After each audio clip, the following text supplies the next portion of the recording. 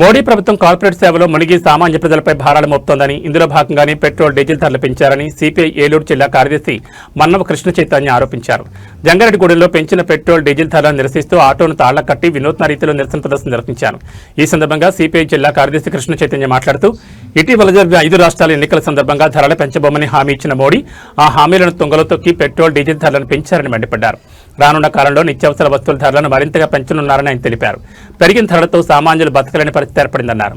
మోడీ ప్రభుత్వం కేవలం సంపన్న వర్గాల కోసం మాత్రమే పనిచేస్తుందని, యావత్ దేశాన్ని వారికి తాకట్టు పెట్టేందుకు ప్రయత్నిస్తున్నారన్నారు. పెంచిన ధరలు వెంటనే ఉపసంహరించుకోవాలంటూ డిమాండ్ చేశారు.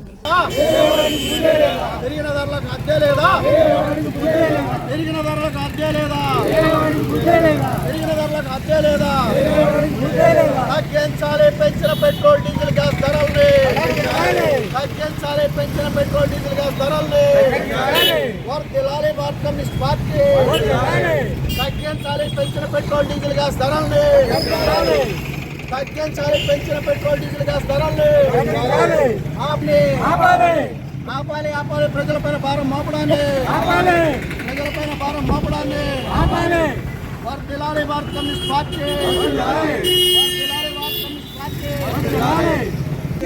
పెరిగిన ధరలకు హత్య లేదా? జిందాబాద్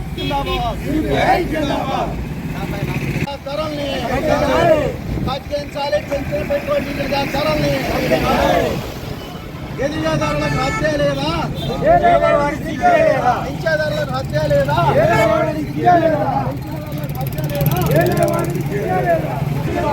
జిందాబాద్ వర్ధిల్లాలి భారత కమ్యూనిస్ట్ పార్టీ. తగ్గించాలి పెంచిన పెట్రోల్ డీజిల్ గ్యాస్ ధరల్ని తగ్గించాలి. పెరిగిన ధరలకు హత్య లేదా?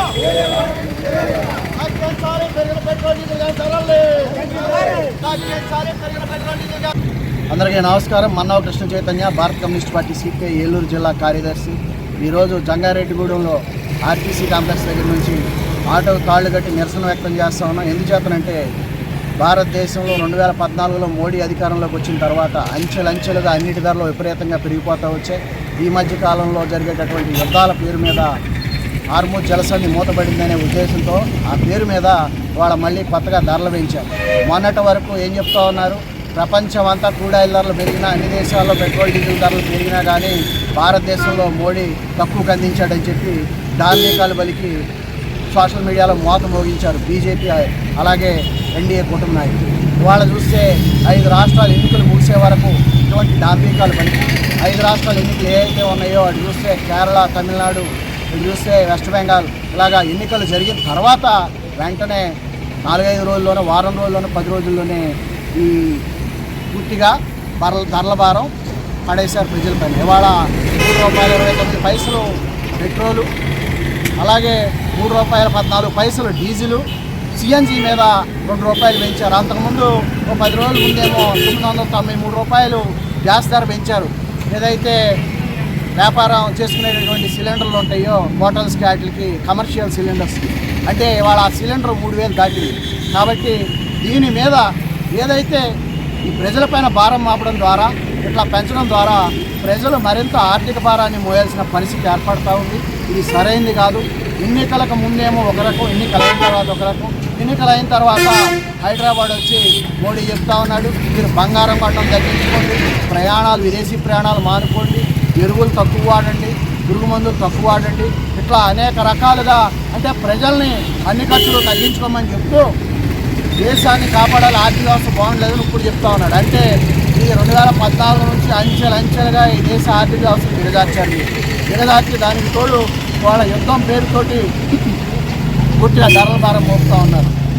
అదేవిధంగా ఈ దేశంలో క్రూడ్ ఆయిల్ వచ్చిన తర్వాత విదేశాల కొన్ని కంపెనీలకు మాత్రం అవకాశం కల్పిస్తూ ఉన్నారు.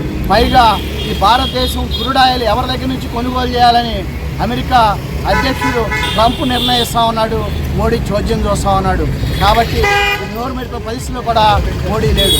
145 కోట్ల మంది ప్రజానీకానికి ప్రధానిగా ఉన్నటువంటి మోడీ అదానీ, అంబానీ చేతిలో కీలుబొమ్మగాను, అదేవిధంగా అటు చూస్తేనేమో అటు ట్రంప్ చేతిలోనేమో పూర్తిగా ఇరుక్కుపోయినట్టుగా కనపడతా ఉన్నాడు. కాబట్టి ఇది దేశానికి ఇబ్బందికరమైన పరిస్థితి.